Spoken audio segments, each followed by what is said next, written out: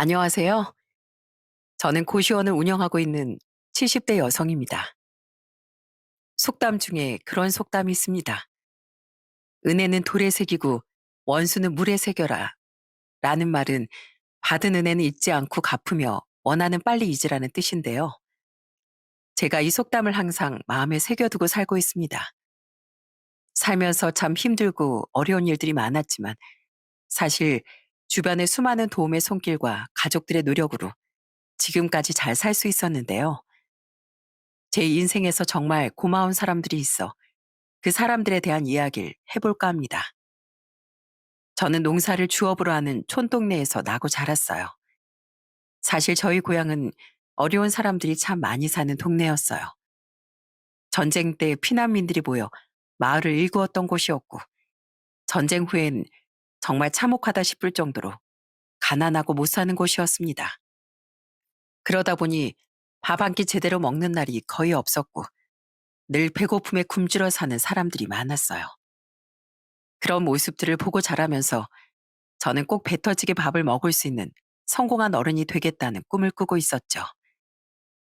저와 같은 동네에서 자란 남편은 저보다 2살 위 오빠였는데 성인이 되고 나서 남편과 결혼해 저흰 그 동네를 떠나게 되었습니다.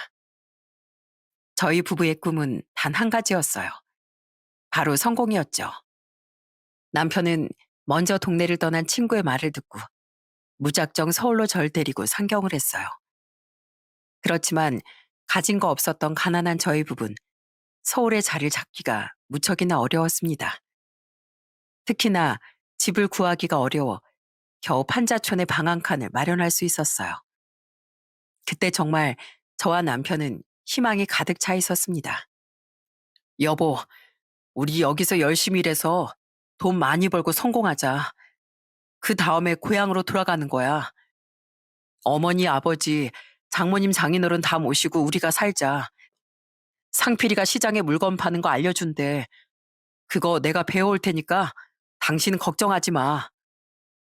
어머, 상필 씨가 그래? 다행이다. 여기서 무슨 일 해야 하나 걱정이었는데. 여보, 직검정은 하지 말고 열심히 일해. 잘 배우면 잘 될 거야. 남편은 먼저 서울에 정착한 친구와 함께 유통업에 뛰어들었습니다. 그때 당신 미제, 일제 제품들이 워낙 인기가 많아서 그걸 떼서 팔면 돈을 많이 벌었거든요. 그 일을 하겠다고 나선 거였어요. 평생 총구석에서 농사일만 배우다 잘할 수 있을까 걱정이 많았지만 자신만만한 남편을 믿고 전 응원해줬습니다. 그렇게 자리를 잡아 24살에 전 첫째 아들을 낳았고 이듬해 둘째를 낳게 되었어요. 남편도 일을 하며 차츰 안정을 찾기 시작했고 모든 게 술술 잘 풀려간다고 생각했습니다. 그렇지만 저희의 생각과는 다르게 불행은 찾아오고 말았어요. 그때 당신 우리나라가 곳곳에 재개발이 되던 시기였어요. 그렇다 보니 저희가 살고 있던 동네도 재개발을 피할 수 없었죠. 동네가 재개발이 되면서 저희 판잣집은 한순간에 철거가 되었습니다. 이사고 뭐고 생각할 시간도 없이 길바닥에 나앉게 되자 정말 눈앞이 깜깜하고 막막하더라고요. 그때 이후로 정말 이사를 많이 다녔어요. 처음엔 아직 철거가 되지 않은 판자촌에 다시 들어가 살다가 또 철거가 되면 단칸반 새 방으로 이사를 가기도 했습니다. 참 그때는 너무나 서러웠어요. 이 넓은 땅덩어리 위에 편히 누울 자리 하나 없다는 게 너무나 서럽고 슬펐습니다. 그때 저와 남편과 다짐을 했던 것이 있어요. 바로 내 집 마련이랍니다. 여보, 우리 돈 많이 벌면 다른 것보다 우리 집부터 장만하자. 정말 서러워서 못 살겠어. 이 어린애들 데리고 길바닥에 잘 수도 없고 우리 꼭 성공해서 집부터 장만하자 여보. 그래, 내가 더 열심히 일할 테니까 당신 걱정하지 마. 나중에 내가 당신 기필코 떵떵거리면서 살게 해줄게. 사모님 소리 듣게 해줄 테니까 당신은 걱정하지 말고 애들만 신경 써. 달마다 몇 번씩 이사를 가기도 하면서 참 힘들고 어려웠습니다. 그러다 겨우겨우 돈을 모아 방 한 칸짜리 작은 집 하나를 얻어서 살게 되었는데 정말 앞으로의 삶이 너무도 막막했어요. 가난이라는 게 뭔지 이렇게나 사람을 계속해서 옥죄어오는구나. 답답하고 슬펐습니다. 그렇지만 저희는 포기할 수가 없었어요. 저희에겐 누구보다 소중한 두 아이들이 있었기 때문이었죠. 그때 겨우 5살, 4살밖에 되지 않은 어린아이들 위해선 무엇이든 해야 한다고 생각했습니다. 그래서 전 정말 독하게 마음을 먹고 일을 시작하게 되었어요. 남편이 물론 밖에서 일을 했지만 그것만으론 부족하다 생각을 했었죠. 부업으로 집에서 신발 밑창을 붙이는 일도 하고 간단한 미싱 일도 하면서 어떻게든 생계에 도움이 되고자 노력을 했습니다. 생각해보면 그 힘든 시기 때 정말 주변 도움을 많이 받았던 것 같아요. 옆집에 아주머니 한 분이 살고 계셨는데 저희 아이들이랑 또래 애들을 키우고 계셨거든요. 그때 저희 애들을 정말 많이 봐주셨답니다. 전 감사한 마음으로 가끔씩 반찬을 만들어 가져다 드렸어요. 어떻게 보답을 해야 할까 고민을 하다가 여쭤봤더니 그 아주머니가 웃으시면서 저에게 이렇게 얘기를 해주셨습니다. 아주머니, 항상 감사드려요. 저희 애들 매번 이렇게 봐주시고, 이거 제가 오늘 만든 반찬인데 가져다가 드세요. 제가 다음에 일하는 돈 받으면 맛있는 거 사드릴게요. 아유, 애기 엄마, 그럴 필요 없어. 난 이렇게 애기 엄마 반찬 받는 것만으로도 충분해. 사실 내가 요리를 잘 못하거든. 우리 바깥 양반이 너무 잘 먹어. 고마워. 그리고 원래 이렇게 상부상조하는 거지 뭐. 그러니까 괜찮어. 사실 그전까진 도시 사람들이라 참 매서고 매정하다는 생각도 많이 했습니다. 상경을 하고 나선 계속 좋지 않은 일들만 겪었으니 정이 없는 동네인가 보다 생각했었는데 그건 제 착각이었더라고요. 옆집 아주머니의 말은 제 마음을 따뜻하게 녹여줬습니다. 별말이 아닌데도 불구하고 전 아주머니의 말을 듣고 그때 참 많이 울었던 것 같네요. 주변 이웃의 도움으로 전 정말 열심히 일을 했습니다. 아이들이 학교에 입학하고 나선 식당에 나가서 일을 하기 시작했어요. 정말 고되고 힘들었지만 차곡차곡 모이는 돈들을 보면서 정말 뿌듯했답니다. 다행히 남편 유통일도 잘 되다 보니 작지만 저희 집까지 마련할 수 있었어요. 처음으로 저희 집을 마련했을 때가 첫애가 대학에 들어갔을 무렵이었어요. 한참은 더 걸리겠다 싶었던 일을 해내고 나니 너무나 뿌듯하고 좋더라고요. 남편과 그날 얼마나 눈물을 흘렸는지 모릅니다. 여보, 이제 우리 집도 마련했으니까 당신 고생하지 말고 이젠 일 좀 쉬어. 평생 손에 물 마를 새도 없이 일했잖아. 앞으로 내가 벌 테니까 걱정하지 말고 쉬어. 아휴, 됐어. 당신도 고생하면서 버는데 애들 결혼할 때까지만 조금만 더 열심히 일해서 애들 다 시집장가 가고 나면 그때 쉬어야지. 그리 큰 집은 아니었지만 내 집 하나 있다는 것만으로도 너무나 행복하고 좋았습니다. 여태껏 살면서 늘 떠돌이 생활을 하다 보니 마음이 정착되지 않았다는 느낌이 들었었는데 비로소 내 집 마련을 하고 나니 마음이 좀 편해지더군요. 그렇게 집을 마련하고 나선 모든 게 다 안정적으로 잘 흘러갈 거라 생각했습니다. 아들, 딸도 다 커서 좋은 회사에 입사를 하고 잘 다니고 있었거든요. 모든 게 다 순탄히 흘러가는 듯 싶었습니다.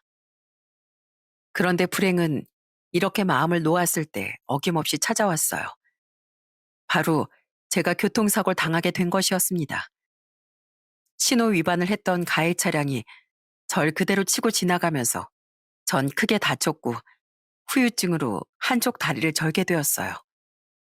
이젠 좋은 일만 펼쳐질 줄 알았는데 다리를 다치고 나니 모든 걸 포기하고 싶을 정도로 힘들었습니다. 그때 남편이 한 가지 제안을 했어요. 여보, 그러지 말고 안 그래도 가게 정리할까 생각했었는데 이참에 우리 가게 정리하고 모아둔 돈이랑 해서 고시원을 해보는 걸 어떻게 생각해? 당신 저번에 우리 집 근처에 고시원 건물 매물 나왔다면서 눈여겨봤었잖아. 우리 둘이 같이 하면 힘들지 않고 잘할 수 있을 거야. 뭐, 고시원? 아휴, 이 몸으로 무슨 고시원을 해. 나 다리도 절고 그러는데, 난 못해. 못할 거야. 아니야. 건물 관리야 내가 하면 되고, 당신은 반찬이나 이런 것만 하면 되지. 내가 같이 하면 되니까 걱정하지 말고, 우리 고시원 하자. 남편의 뜻밖의 제안에 전 처음엔 정말 많이 고민을 했습니다. 갑작스럽게 뜬금없이 고시원이라니 잘할 수 있을까 걱정이 앞섰지만 남편은 절 정말 많이 설득했어요. 지금 생각해보면 그때 남편이 절 설득하지 않았다면 전 지금의 행복을 겪지 못했을 것 같네요. 어쨌든 그때 남편 유통가게 정리하고 사고로 합의금 받은 것과 보험금, 모았던 돈들을 탈탈 털어서 그 고시원을 매입했어요. 사실 굉장히 허름한 고시원이지만 그땐 당장 제 몸으로 할 수 있는 일은 없었으니 이걸로 노후를 잘 버텨보자는 생각을 했습니다. 그렇게 50대가 되어 고시원을 시작하게 되었어요. 고시원을 운영하면서도 참 여러 가지 일들이 있었습니다. 처음엔 공부하는 학생들이 많이 오는 곳이겠거니 했었는데 기구하고 슬픈 사연을 갖고 있는 많은 사람들이 오는 곳이더라고요. 어떤 사람은 사업이 쫄딱 망해서 식구들 먹여 살리려고 혼자서 현장 일 뛰며 고시원에 사는 사람도 있었고 또 어떤 사람은 집이 어려워 작고 허름한 고시원에서 살면서 공부도 하고 일도 하기도 했습니다. 이런저런 사연들을 들을 때마다 전 마음이 너무 아팠어요. 저와 남편도 젊었을 적 정말 많이 고생했었기에 그 사람들의 고통을 100번이고 이해할 수 있었습니다. 그래서 저와 남편은 고시원을 운영하면서 봉사도 참 많이 했어요. 노숙자들도 가끔씩 돈이 생길 때면 고시원 한 달 정도 거주하곤 했었는데 좀 힘들어 보일 땐 반값으로 깎아주기도 하고 장기 투숙을 한 사람들은 몇 달이 밀려도 이해를 해주기도 했어요. 그러다 보니 종종 이런 소식을 듣고 찾아오는 사람들도 있었죠. 한 번은 비가 주룩주룩 내리던 날이었는데 한 청년이 비에 쫄딱 젖은 채로 출입문 앞에 서서 서성이고 있었어요. 처음엔 그저 비를 피하려고 들어온 걸까 싶었는데 절 보더니만 다급하게 부탁을 하더라고요. 사장님, 혹시 방 있나요? 저 원래 저쪽 고시원에서 살던 사람인데 지금 다른 방을 찾아야 해서요. 혹시 남는 방 있으세요? 아이고, 일단 안으로 먼저 들어와요. 다 젖었네, 다 젖었어. 들어와서 말하면 되지. 왜 밖에서 그렇게 서성이고 있었어요? 방은 나중에 얘기하고 일단 들어와서 얘기해요. 그 청년은 얼마나 현관문 앞에서 들어오지 못하고 서성였는지 이미 머리부터 발끝까지 쫄딱 젖은 모습으로 서 있더군요. 안으로 서둘러 들여보내니 손발을 덜덜 떨더라고요. 그래서 전 허겁지겁 수건을 건네줬습니다. 그리고선 상태를 자세히 보니 뭔가 평범해 보이진 않았어요. 다른 고시원에서 별다른 이유 없이 나왔을 것 같진 않고 거기다가 가지고 온 짐도 단촐했죠. 들어와 방을 확인해 보니 마침 남는 방 한 개가 있더라고요. 전 바로 방에 있다면서 청년에게 얘기를 했습니다.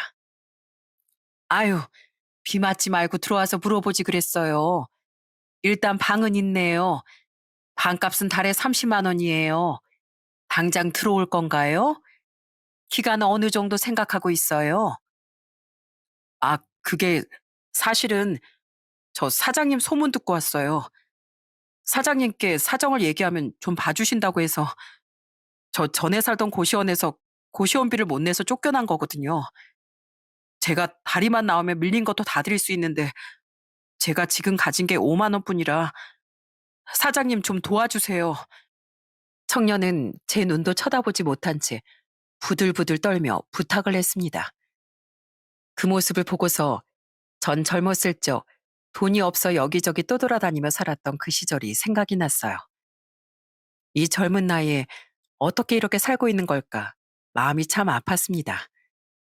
사회에 나가 고생하며 일하고 있는 아들, 딸도 생각이 나 차마 외면할 수가 없었어요. 그래서 전 부들부들 떨고 있는 청년의 손을 잡고 얘기했습니다. 일단은 차차 그건 얘기해보고, 그나저나 밥은 먹었어요? 지금 점심시간대인데 밥 안 먹었으면 저기 가서 라면이라도 하나 먹어요. 나도 점심 안 먹었고, 그래도 얘긴 들어봐야 되니까 우리 밥 먹으면서 얘기해보자고요. 청년을 데리고 고시원 식당에 앉아 저는 라면과 김치, 밥을 떠서 줬습니다. 그랬더니 이 청년이 정말 며칠은 굶은 사람처럼 허겁지겁 밥을 먹더라고요. 그 모습을 보고선 전 어떤 말도 할 수 없었습니다.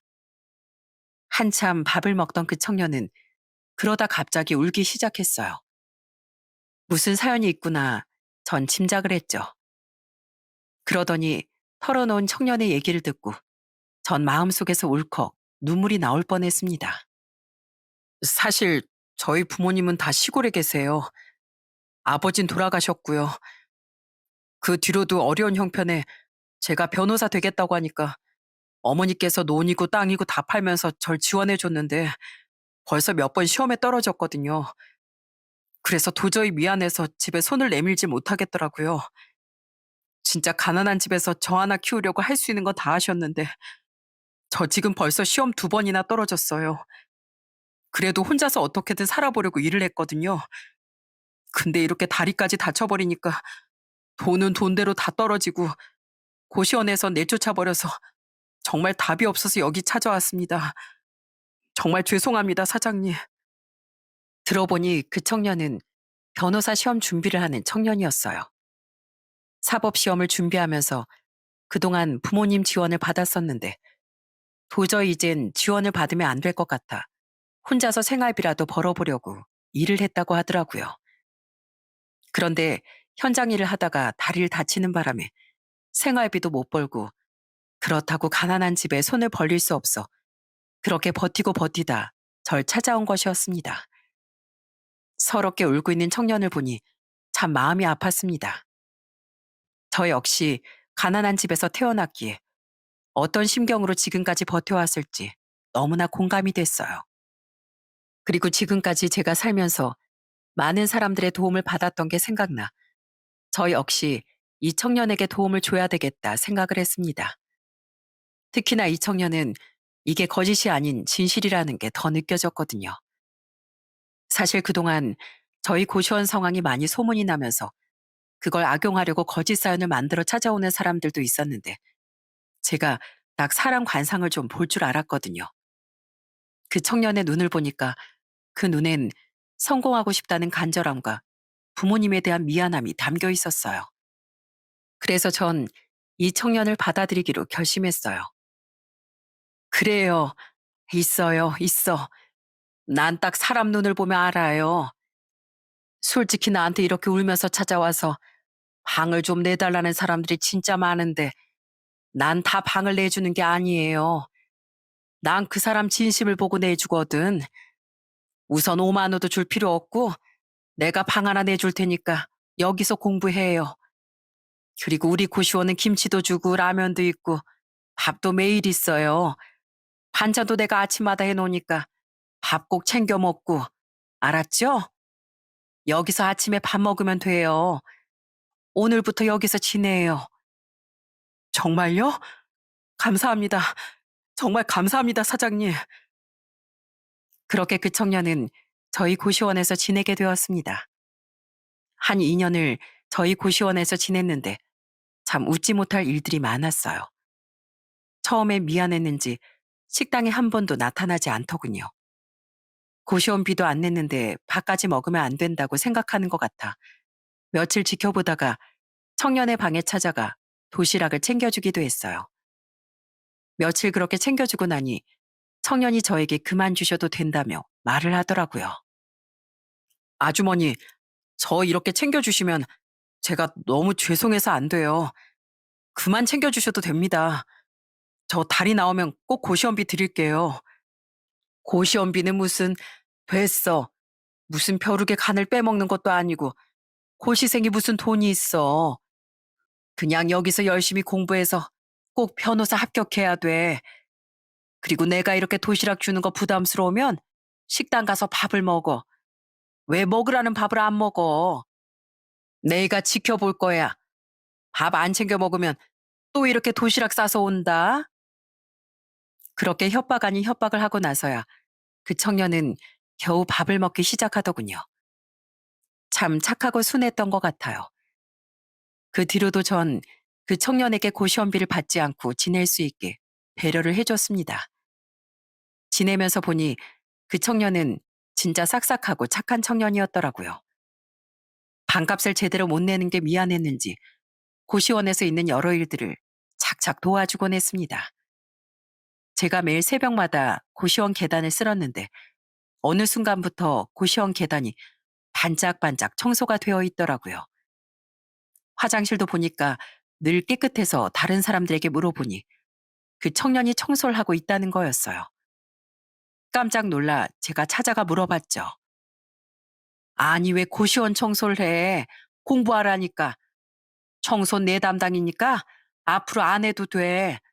공부 열심히 하라고 박내준 건데 공부 안 하고 청소하는 거 아니야. 아이, 아니에요. 아주머니 혼자 내내 청소하시는 것도 힘드시잖아요. 그냥 아르바이트생 뽑았다 생각하시고 뭐 좀 아껴주세요. 청소 금방 끝낼 수 있어요.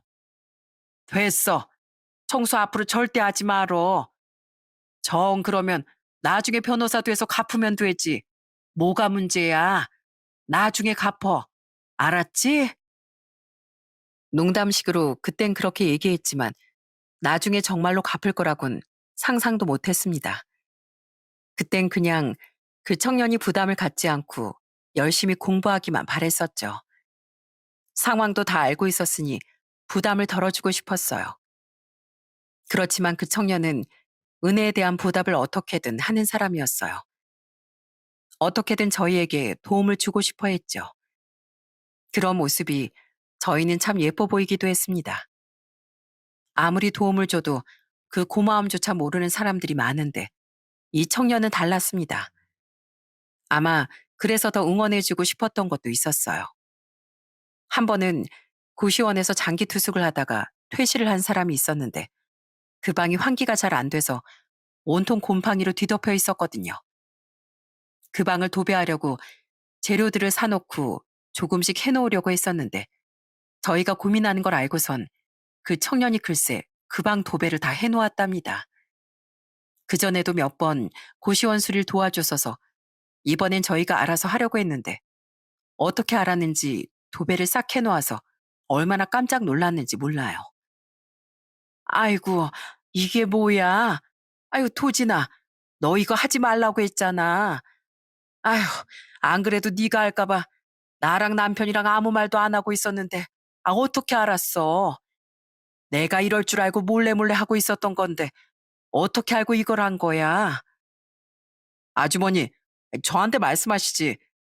저 전에 일할 때 도배하는 사람 보조로 간 적 있다고 했잖아요. 어때요? 완전 깔끔하죠?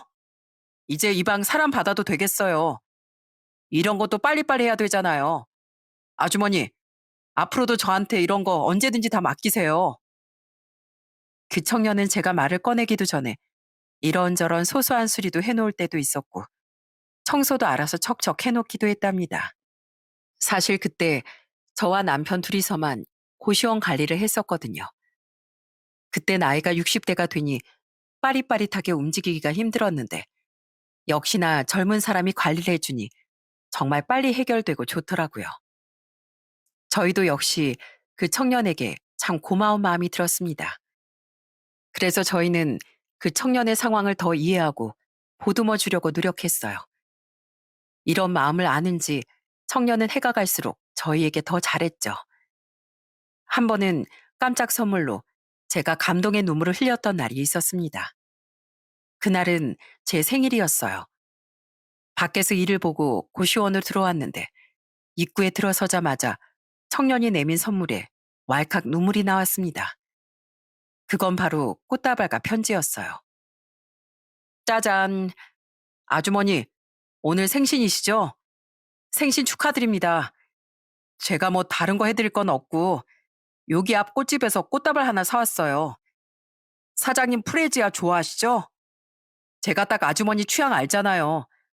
그리고 이건 편지. 편지 읽고 너무 감동받으시는 거 아닌가 모르겠네.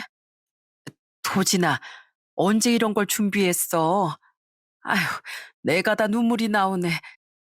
세상에, 내가 남편 말고 외간 남자한테 이렇게 꽃다발을 받을 줄이야. 상상도 못했어. 세상에. 아휴, 아주머니, 벌써 우시면 안 되는데? 좋은 날인데 울지 마세요. 아휴, 또 아주머니 울렸다고 저 아저씨한테 혼나는 거 아닌가 몰라요. 울지 마세요. 참 마음이 따뜻하고 깊은 청년이었습니다. 생일뿐만 아니라 명절이나 특별한 날이면 소소하게 꼭 선물을 해주곤 했어요. 비싼 선물은 아니지만 마음과 정성이 가득 들어가 있어 받을 때마다 기분이 너무나 좋더라고요. 그런 청년의 상황을 자세히 알게 된 건 청년의 어머니가 고시원을 방문하게 된 날이었습니다.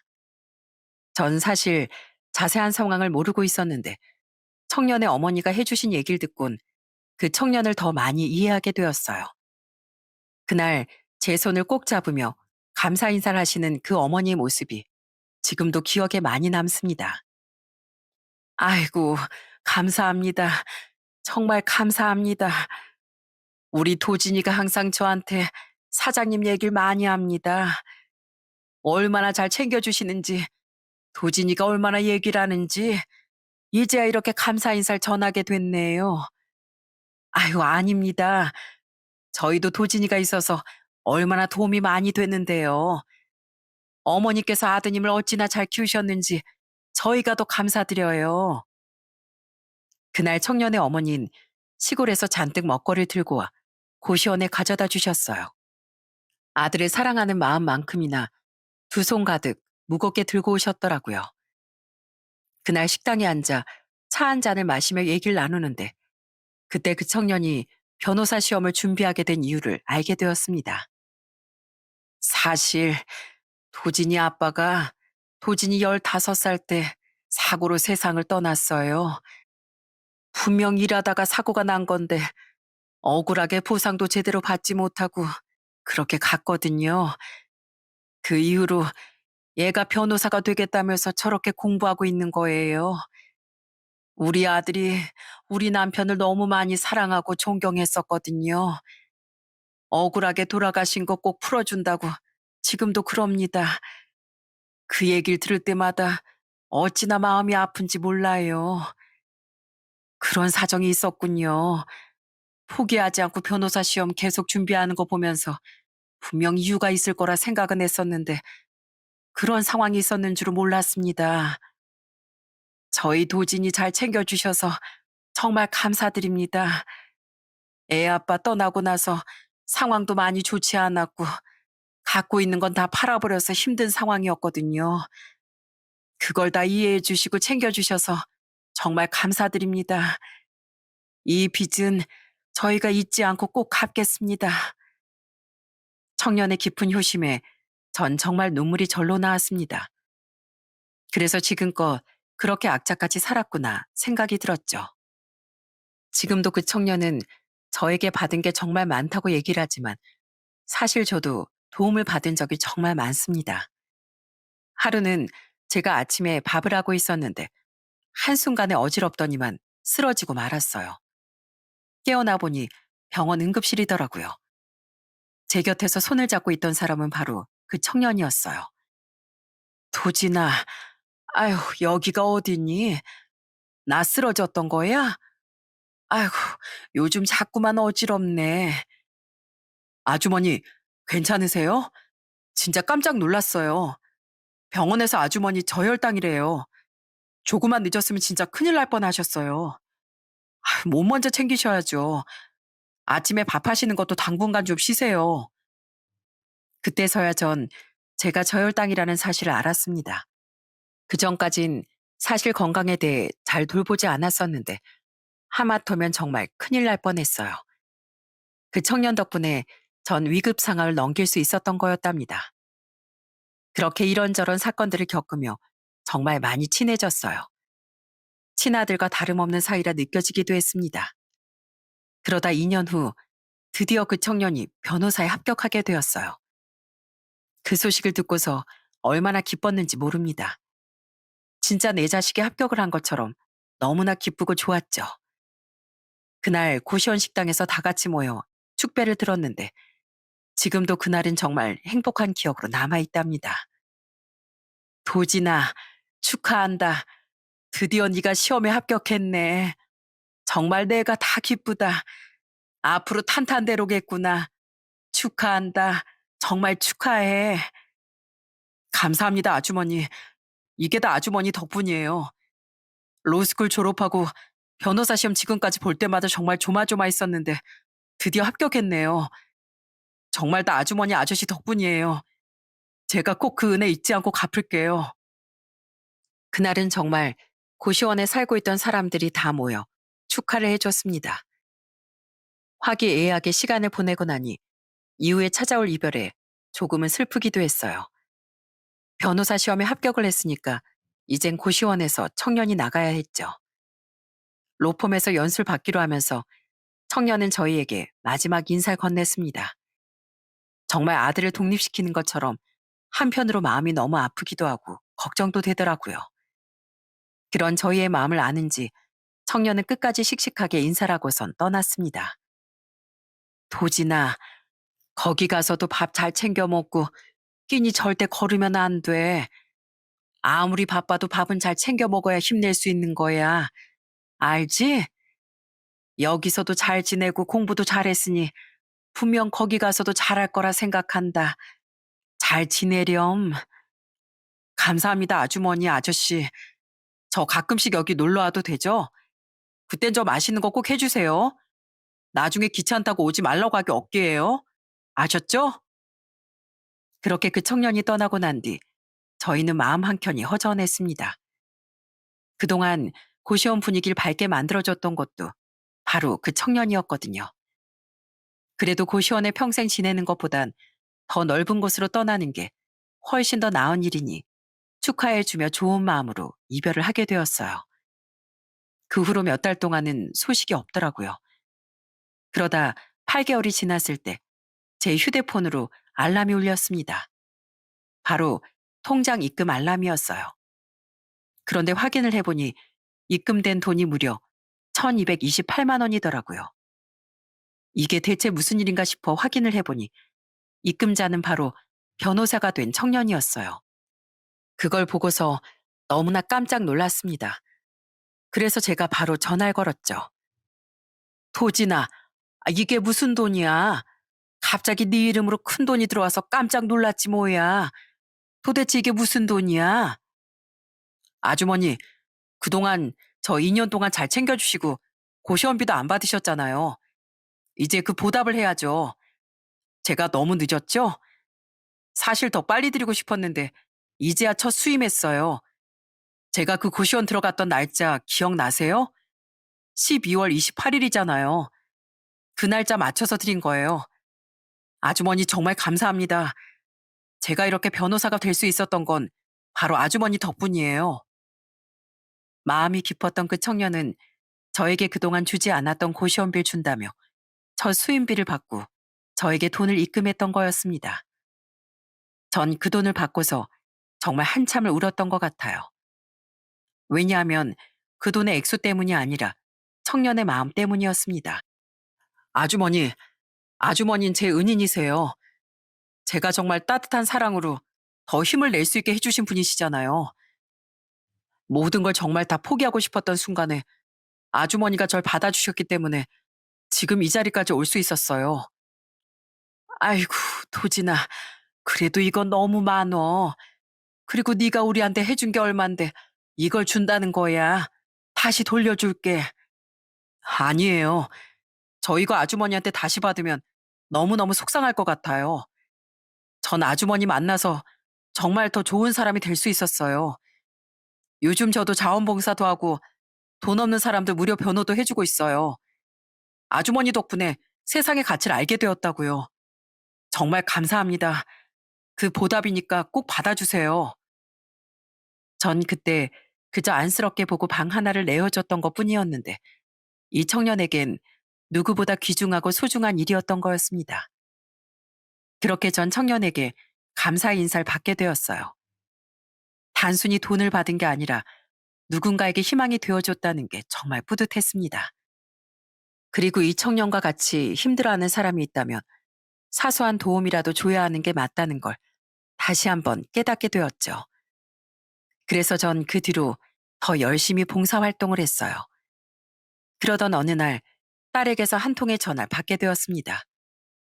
저희는 그 전화를 받고 충격에 휩싸이고 말았어요.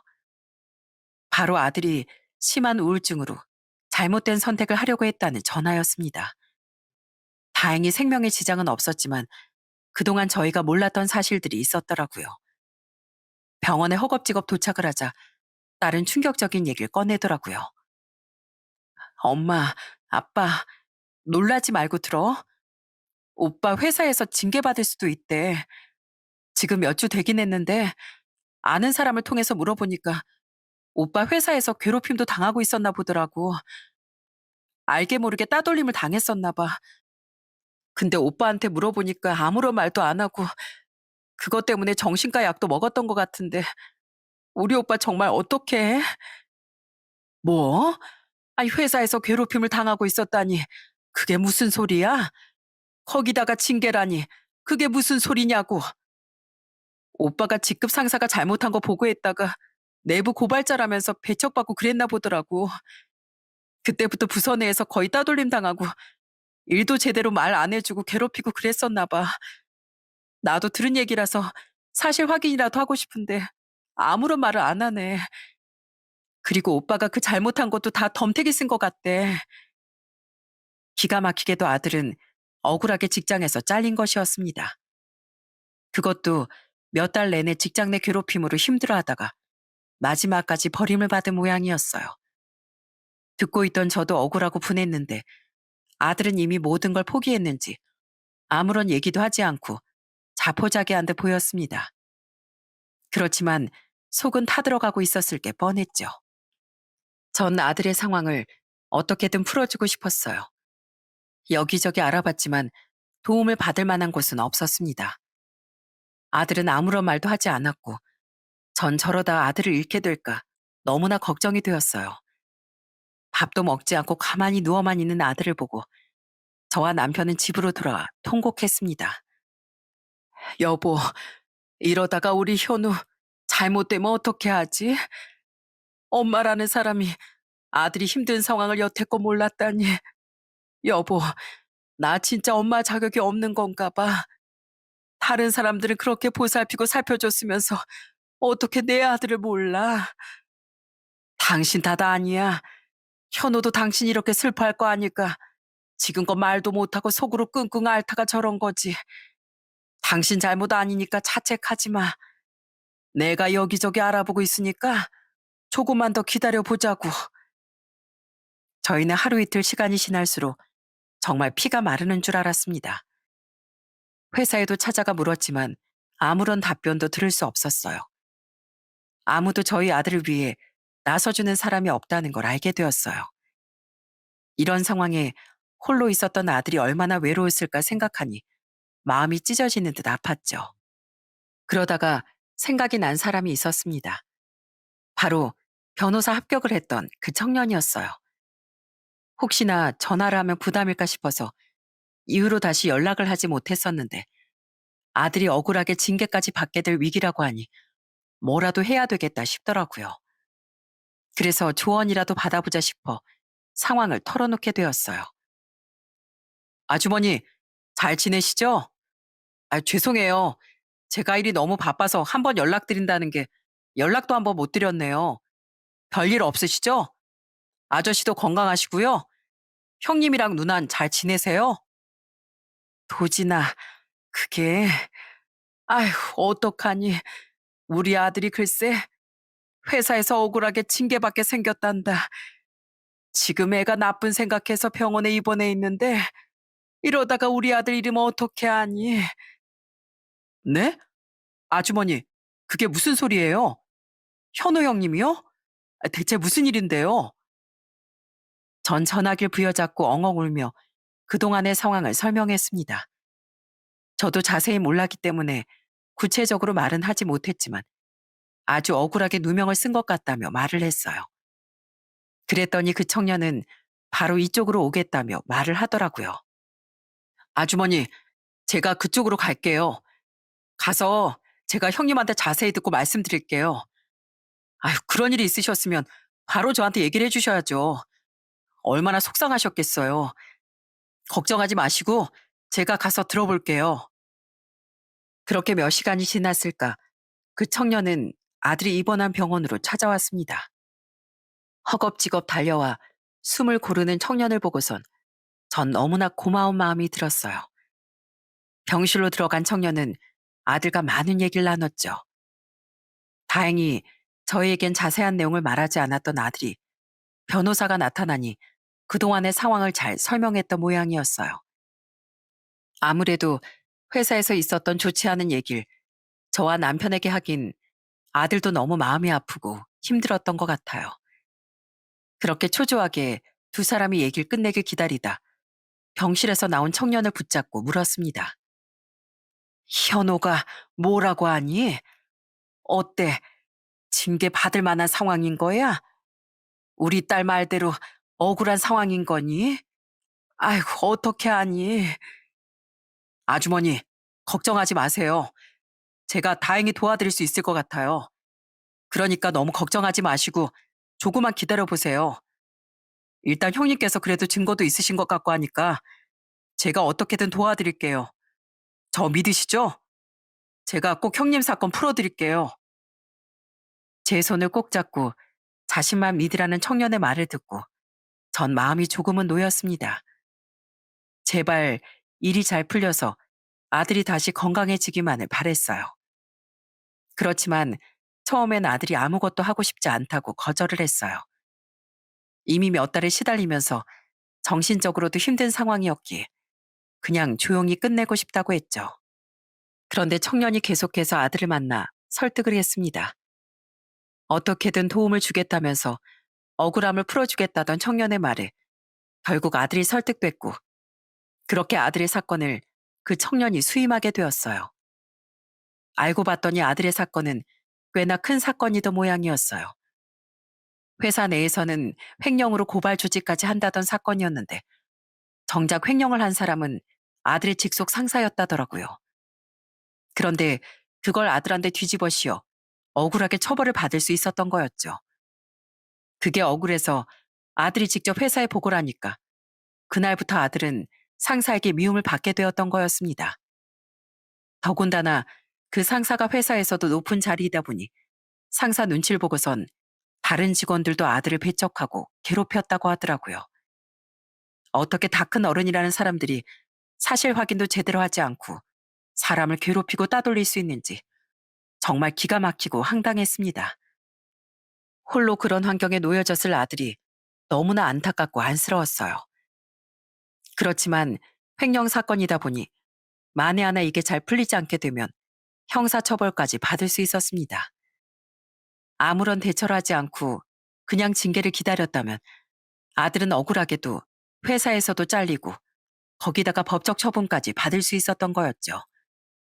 다행히 청년의 도움을 받아 그동안의 억울함을 빠르게 풀고 대처한 끝에 횡령 사건과는 아들이 무관하다는 걸 입증하고 억울한 상황에서 풀릴 수 있었습니다.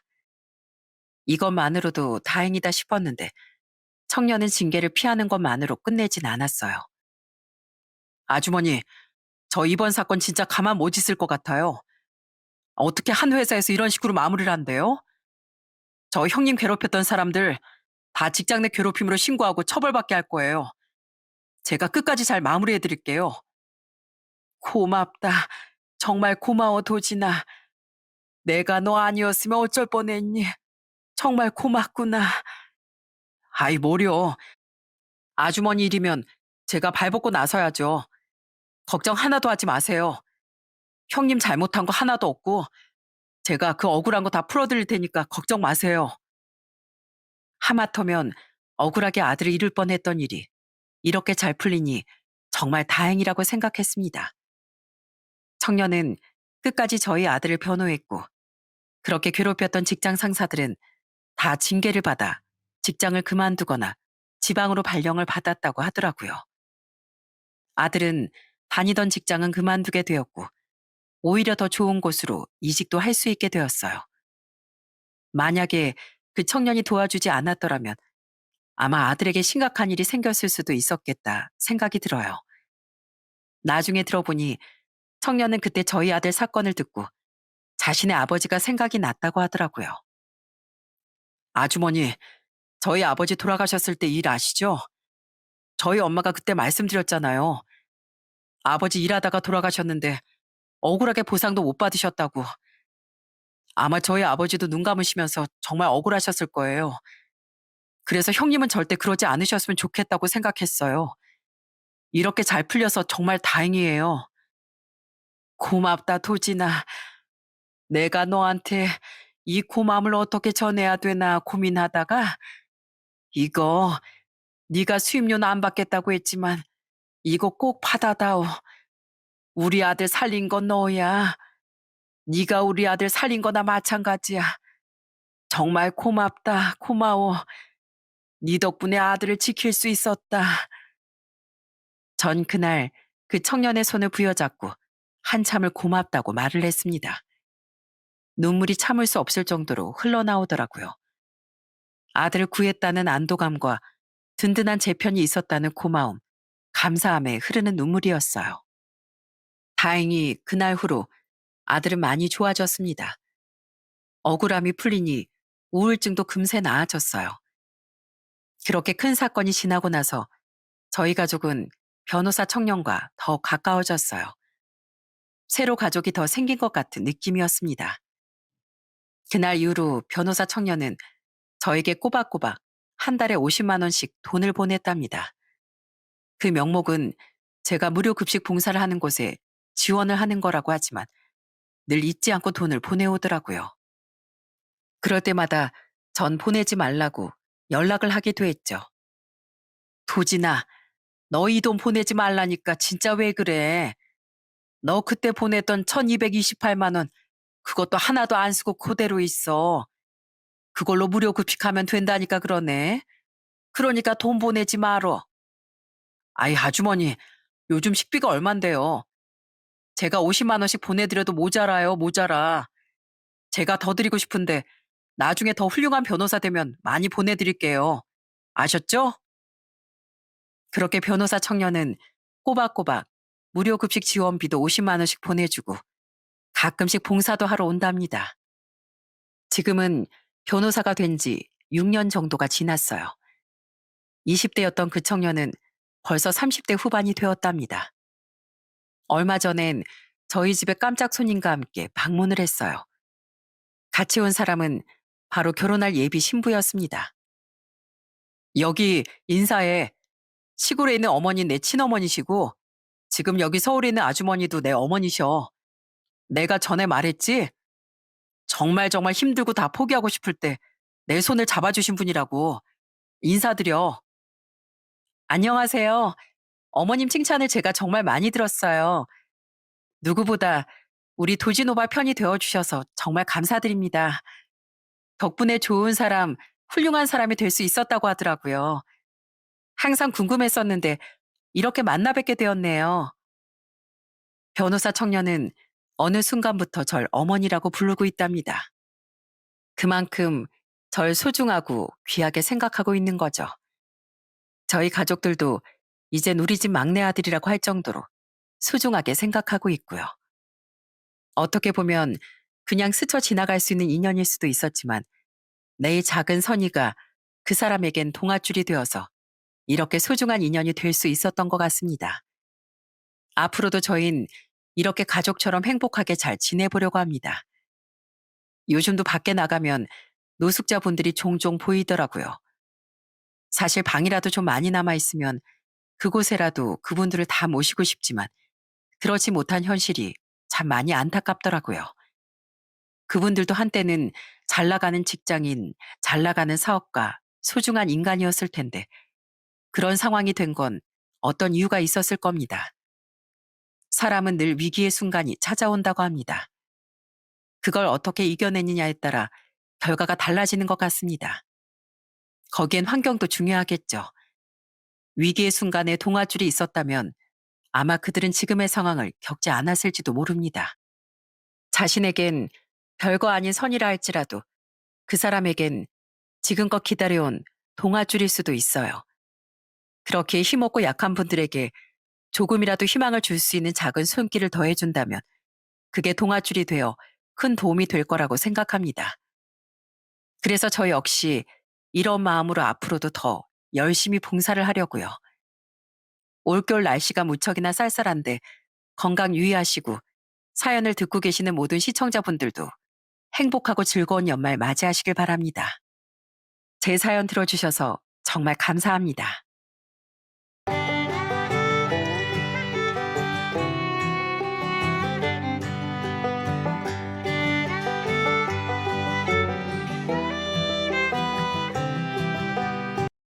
안녕하세요. 천방지축 사고 뭉친 시모 때문에 큰 곤란을 겪었던 40대 여자입니다. 저보다 어른인 분께 저런 수식어를 붙이고 싶진 않지만 시모는 정말 시댁에서 그런 존재였어요. 특히 시모는 제게 심술을 많이 부려댔는데 시모의 유치한 심술 때문에 전 동생에게 많이 미안했던 적도 있었습니다. 하지만 결국 시모는 그 일로 인해 자기 발등을 찍은 격이 됐었는데요. 그 한수만 나오던 일화에 대해 지금부터 이야기해 보도록 하겠습니다. 재밌게 들어주시길 바랍니다. 저희 가족은 다정한 부모님과 저와 남동생 4식구로 참 화목한 가정이었어요. 하지만 제가 16살 때 아빠가 실직을 하시게 되며 저희 집엔 큰 변화가 찾아왔어요. 구조조정을 당했던 아빠는 설상가상 같은 시기에 큰 교통사고까지 당해 한쪽 발목에 평생 장애를 입게 되셨습니다. 그때부터 아빠는 집에 틀어박혀 술만 드시기 시작했어요. 가세는 급격히 기울었고 아빠는 늘 술에만 의존하며 가족들을 외면하셨죠. 정말 가족 모두에게 힘든 시간이었습니다. 엄만 생계를 위해 식당에 나가 혼자 돈을 벌기 시작하셨어요. 전 그런 엄마를 대신해 집안일을 돌봤죠. 문제는 동생이었어요. 막 사춘기가 시작되던 시기에 그런 큰 변화를 겪게 된 동생은 크게 방황하기 시작했거든요. 용민이 너 요새 정말 왜 그래? 허구한 날 싸움질이나 하고 다니고 집도 밤 늦게야 들어오고 정말 엄마 속을 이렇게 뒤집어지게 할래? 전 불공평한 세상도 술로 도망친 비겁한 아버지도 전부 다 원망스러워요. 이깟 세상 아주 막 살아버릴 거라고요. 저 좀 그냥 내버려 두세요. 동생은 갑자기 닥친 시련에 너무 크게 엇나가 버렸어요. 동생은 아빠를 원망하며 점점 질 나쁜 무리 아이들과 어울리기 시작했고 나중엔 툭하면 주먹질까지 하고 다니더라고요. 나중엔 아빠를 감싸줄 엄마까지 원망하면서요. 엄만 동생 때문에 툭하면 학교에 불려가셨고 제발 이러지 말라며 동생에게 애원하셨어요. 동생을 착했던 모습으로 돌려놓고자 저도 엄마처럼 울며 애원도 하고 화도 많이 냈었죠. 네가 아버지도 세상도 원망하는 거 누난 다 이해해. 근데 용민아, 뭐든 원망만 하고 살려면 한도 끝도 없어. 사람은 누구든지 자기가 가지고 있는 것에 대해 감사해하면서 살 줄 알아야 하는 거야. 원망 말고 감사할 거리를 찾으면서 살아야 인생의 빛이 보이는 거야. 비록 방황하고 있긴 하지만 너도 아빠도 엄마랑 난 포기하지 않고 다시 돌아오길 기다리고 있어. 그런 가족이 있는 거, 그것만으로도 넌 충분히 행복해 할 수도 있는 거야. 그딴 궤변 늘어놓지 마. 그럼 누나나 많이 감사하고 행복해 하면서 살아. 난 누나 목까지 이딴 세상 다 부숴버릴 거니까. 하지만 쎄도 너무 셌던 동생의 사춘기는 결국 동생의 인생을 송두리째 망가뜨려 갔습니다. 동생은 성인이 되어서도 비로소 정신을 차린 아빠가 엄마와 작은 식당을 시작하며 새 인생을 시작하셨어도 엇나감을 멈추지 않더군요. 용민아, 이 아버지가 정말 미안하다. 내가 너무 내 힘듦에만 빠져서 가족들을 특히 널 너무 큰 수렁으로 밀어 넣었어. 그래도 용민아, 이 아버지 정말 반성 많이 했다.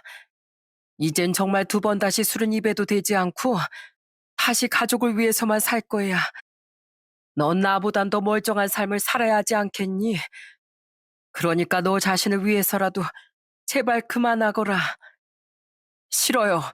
제 인생은 이미 이 모양 이 꼴이 됐으니까 이제 와서 다시 다정한 아버지인 척, 책임감 있는 아버지인 척 굴지 마세요. 부모님도 저도 동생을 바로잡기 위해 노력했지만 동생은 여전히 주먹질을 하고 살았습니다. 평범한 사람들에게 피해를 줬다기보단 어둠의 세계에 몸을 담은 거죠. 결국 동생은 1년간 교도소까지 다녀오게 됐어요. 그런데 복역을 하고 나온 뒤 20대 후반의 나이부터 동생은 비로소 변하기 시작했습니다. 동생을 변하게 한 사람은 당시 동생이 만나기 시작하던 여자친구, 즉 지금의 저희 올케였어요. 동생은 큰 고초를 겪으며 어둠의 세계를 벗어났고 목사님의 딸이던 올케를 따라 교회까지 나가더군요. 그리고 갑자기 변하기 시작한 동생을 보며 놀라기 그지없었던 부모님과 제 앞에 무릎을 꿇고 눈물을 흘리며 용서까지 빌었어요. 어머니, 아버지, 혹시 제가 너무 늦었나요? 아직 절 자식으로 생각하신다면 제가 두 분께 지은 죄를 갚을 기회를 주세요. 저 이젠 진짜 새 사람이 돼서 새롭게 살아갈 거예요. 두 분과 누나에게 속죄도 하면서요. 사실은 저요, 아버지가 다시 정신 차렸을 때부터 다시 가족 곁으로 돌아오고 싶었거든요. 근데 이제 와서 갑자기 착한 아들로 돌아갈 엄두도 안 나고 용기도 나오지 않더라고요. 그래서 더욱 삐딱선을 타고 마음에도 없는 원망의 말을 내뱉었던 것 같아요. 하지만 더 늦기 전에 가족 모두에게 용서를 구하고 싶었어요. 정말 죄송했습니다. 누나, 너무 많이 속썩여서 정말 미안해. 얼마나 기다려온 순간이었는지 모릅니다. 우린 드디어 이 마음고생이 끝났다는 생각에 동생을 끌어안고 대성통곡을 했죠. 이후 동생은 올케 아버지의 도움으로 올케 아버지 지인의 인테리어 회사에 취업해 현장 일부터 배우더군요. 왜 하고 많은 일들 중에 인테리어 일을 시작했냐고 물으니 동생은 쑥스러운 듯 이렇게 말했어요. 지금 내 여자친구가 내 마음가짐을 뜯어 고쳐준 것처럼 나도 다른 사람을 위해서 무언가를 새로 만들거나 고쳐주고 싶었어. 사람이 머무는 공간은 그 사람의 인생에 아주 많은 영향을 끼치는 법이잖아. 나도 내 여자친구처럼 그렇게나마 선한 영향력을 끼치는 사람이 되고 싶어. 동생은 성실히 일을 하며 인테리어 관련 자격증도 따고 자신의 길을 개척해 나갔습니다. 동생은 나이 32에 올케와 결혼에 골인했는데 올케가 이사 온 날 우리 가족은 거의 은인을 대접하듯 올케를 환영해 줬어요. 그리고 저는 그날 올케와 둘만 잠시 남게 됐던 시간에 이런 질문을 했습니다. 저기 미니 씨라고 했죠? 제 동생 어디서 만났어요? 그리고 제 동생이 왜 좋았어요? 동생한테 물어도 쑥스러운지 아무 말도 안 해줘서요. 솔직히 내 동생 미니 씨처럼 평범하고 좋은 사람이 만나기엔 좀 남다른 애였잖아요. 그런 내 동생을 대체 어떻게 만나서 저렇게 변화시킨 거예요? 에이, 그냥 편하게 올케라고 부르세요, 형님. 어차피 곧 가족이 될 사이인데요. 어디서 만났냐고요? 용민이 오빠가 복역하던 교도소에서 만났어요. 전 평범한 직장인이지만 봉사를 하고 싶어서 심리 상담사 자격증을 땄었어요. 그래서 교회를 통해 재소자들의 상담 봉사도 다녔었는데 그렇게 용민이 오빠를 만나게 된 거예요. 올케는 동생과 교도소에서 인연을 맺었다더군요. 그때 놀랍게도 동생은 교회도 먼저 성실히 나가고 올케와의 상담에서 가족에 대한 죄책감과 후회에 대해 눈물로 털어놓았다고 해요. 그리고는 상담 때마다 애처롭게 울던 동생에게 올케는 자기도 모르게 마음이 쓰였다네요. 그것이 인연이 되어 두 사람은 사회에서도 따로 만남을 갖다 연인이 되었던 거죠. 제가 해준 말은 별거 없었어요. 그냥 미루고 미룬 후에는 더 큰 후회와 원망을 낳는다는 말을 해줬어요. 이미 늦었다라고 말하면서 자신의 삶을 계속 망가뜨리는 건 아주 비겁한 일이라고도요. 아버님이 상처에 대한 도피를 술로 하셨던 것보다 훨씬 더요. 그리고 세상이 때론 너무나 큰 시련을 주지만 분명 그만한 행복도 준다고 말해줬어요. 형님과 용민이 오빠가 아주 행복했었다던 두 사람의 어린 시절처럼요. 그렇게 투정만 부리고 있으면 다시 찾아온 행복도 불행으로 물든다고 말했더니 자기가 행복할 자격이 있긴 할까 하면서 막 우는 거 있죠? 그래서 세상에 행복할 자격이 없는 사람은 없다고 안아줬어요. 들어보니 동생은 생각이 깊던 올케 앞에선 어린 시절의 울보가 되는 모양이었어요. 아마 동생은 순수하고 솔직했던 어린 시절 그대로의 모습이 될 수 있어 올케 곁이 참 좋았던 것 같습니다. 그리고 그런 올케가 바로 잡아준 덕분에 동생은 정신을 차리고 가족의 곁으로도 돌아올 수 있었던 거죠. 그렇게 이야기를 들으니 올케에게 더더욱 고맙더라고요. 그렇게 동생은 올케로 인해 새 사람이 됐습니다. 동생은 결혼 후 경험과 능력을 쌓아 조금 더 큰 인테리어 회사로 이직도 하고 예쁜 조카도 낳았죠. 동생은 자신을 바꾸고 받아들여준 올케와 자신의 처가에 굉장히 잘했고 올케 또한 저희 집의 자락인 마찬가지였어요. 우리 모두 올케에게 고마워하며 올케를 너무 좋아했기에 저희 집은 은인인 올케를 중심으로 돌아가는 화목한 가정이 되어갔답니다. 혜정아, 넌 결혼 생각 없니? 용민이처럼 너도 얼른 좋은 짝을 만나서 행복한 가정을 꾸렸으면 좋겠구나. 아, 마침 제가 먼저 말씀드리려고 했는데 사실 저도 요즘 만나는 사람이랑 결혼 이야기가 오가고 있어요. 조만간 인사시켜 드릴게요. 참 좋은 사람이에요. 저도 동생처럼 언젠간 정말 좋은 짝과 시댁을 만나고 싶었습니다. 저는 그 바람을 한 80% 정도는 이루게 됐어요. 저는 대형마트 직원으로 일을 하다 나이 30대 후반에 결혼을 했습니다. 남편은 가전제품 매장 직원으로 저를 많이 아껴주던 좋은 사람이었어요. 시아버지와 두 손아래 시누이도 마음씨 따뜻한 좋은 사람들이었는데 딱 한 사람, 처음엔 다른 식구들과 마찬가지로 좋은 사람인 줄 알았던 시모가 문제더라고요. 처음엔 별 문제가 없었습니다. 시댁에 가면 시모는 절 사근사근하게 대해주었고 전 그런 시모와 정답게 이야기도 나누고 저보다 무려 5살, 6살이 어리던 시누이들과 함께 음식도 설거지도 하며 좋은 시간을 보내다 돌아왔거든요. 그런데 결혼하자마자 임신한 큰아들을 낳고 얼마 되지 않아 전 시아버지께 황당한 전화를 받게 됐어요. 저기 아가, 요즘 네가 일을 쉬게 돼서 생활이 많이 힘드니? 네? 그게 무슨 말씀이세요? 내가 웬만하면 그냥 모른 척 하려고 했는데 갈수록 네가 나 몰래 네 시어머니한테 요구하는 돈이 많아지는 것 같아서 말이야.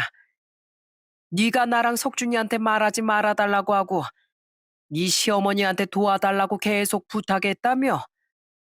그렇게 돈 빌려서 좋은 유모차도 사고 애 옷도 사 입히고 생활비에도 보탰었다며. 근데 사실 우리 집 경제권은 내가 가지고 있어서 그 돈들 다 내가 네 시어머니에게 줬던 거야. 널 도와주는 거야 뭐가 아깝겠냐마는. 그래도 뒤에서 몰래 계속 이러는 건 경우가 아닌 것 같아. 내가 조심스레 전화했다. 정 돈이 많이 필요하면 내가 목돈을 좀 한 번에 보내줄까? 그럼 너도 계속 네 시어머니에게 전화하지 않아도 되잖아. 그리고 석준이한테 이야기하지 말아야 할 이유가 정확히 뭔지 나한테 말 좀 해주겠니? 아버님, 지금 너무 당황스러운데요. 전 어머니께 돈을 빌려달라고 한 적이 한 번도 없는데요. 저희 그렇게 형편 어렵지 않아요. 그리고 돈이 필요하면 오히려 친정 식구들한테 빌리거나 정시댁에 빌리려면 남편하고 상의부터 했겠죠. 제가 왜 몰래 몰래 돈을 빌리겠어요? 혹시 뭔가 잘못하신 거 아닐까요? 애 유모차랑 옷도 다 선물 받거나 저희 돈으로 산 건데요. 전혀 금시초문인 제 말에 시아버진 당황하며 전화를 끊으시더군요. 그리고 그날 저녁 시아버진 시모를 거의 저희 집에 끌고 오다시피 해서 오셨더군요. 예, 애미야, 네 입으로 말해봐라. 이 여편네 네가 거짓말하는 거라고 딱 잡아대는데 내가 보기엔 이 여편네가 거짓말하는 게 분명하거든. 애미야, 네가 나한테 돈 필요하다고 계속 빌려갔잖아. 아, 왜 거짓말을 하니? 그게 무슨 말씀이세요, 어머님? 제가 언제 어머니께 돈을 빌려요? 어머니, 저도 집사람한테 들었는데 이게 무슨 황당한 경우예요? 저희 집사람이 어머니께 돈을 대체 왜 빌려요? 아까 집사람이 자기 통장 내역까지 다 확인시켜줬어요. 내 이럴 줄 알았어. 이 여편네 예전 버릇 또 도졌네.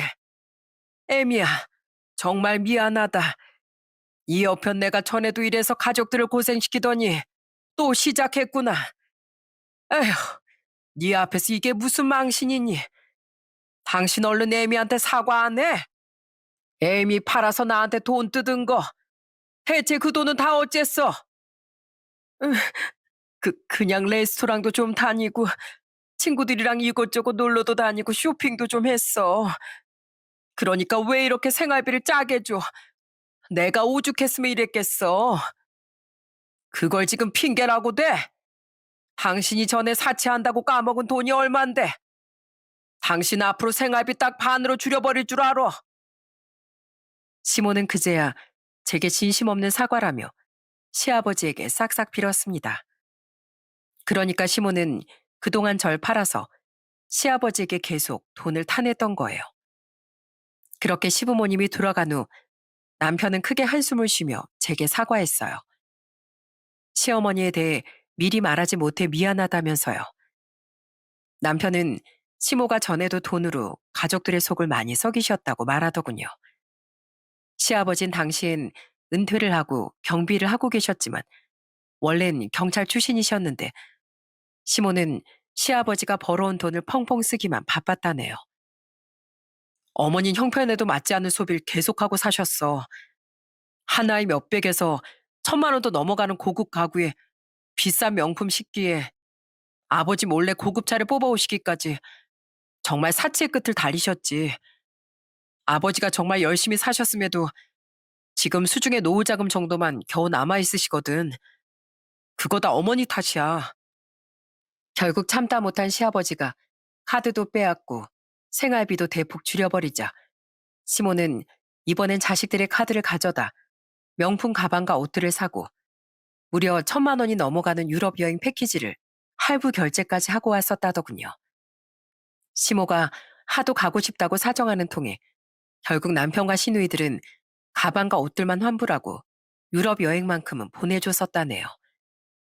시아버지와 함께 효도한다는 마음으로요.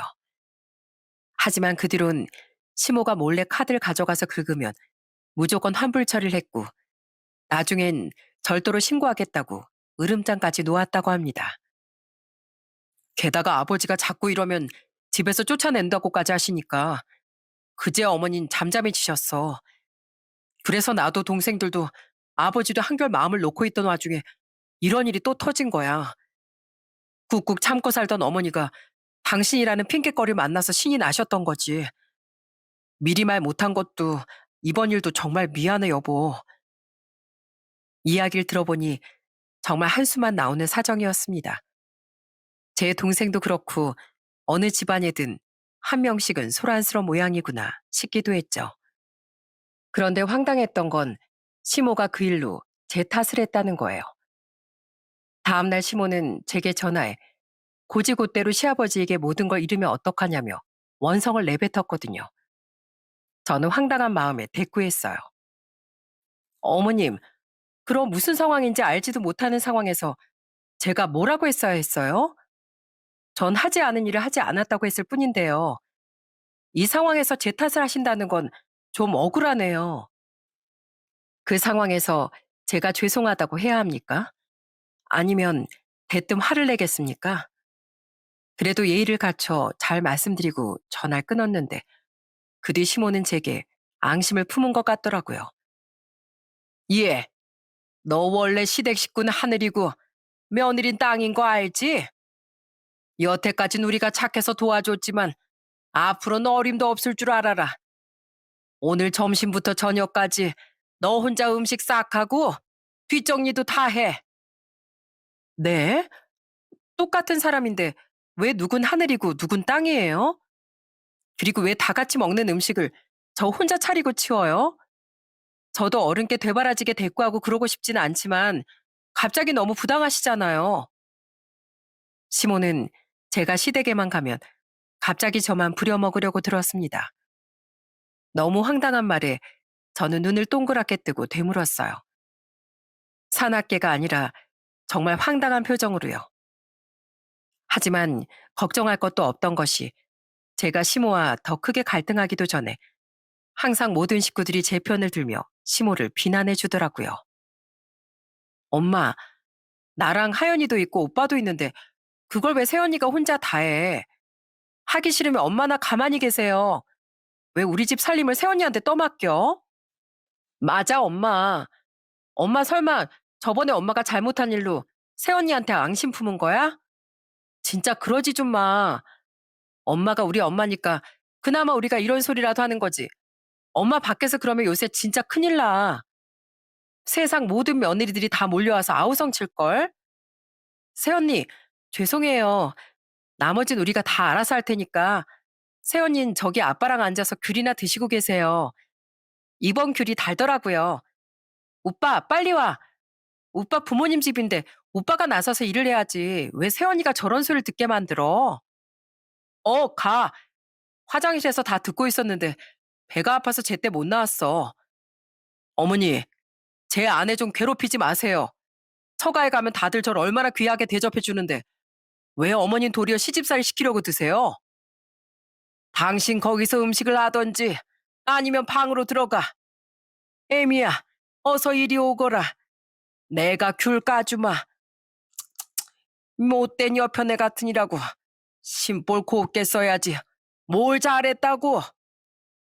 시모 한 사람에게 절 빼고서도 네 사람이 달려드니 시모는 완전히 울상이 되었습니다.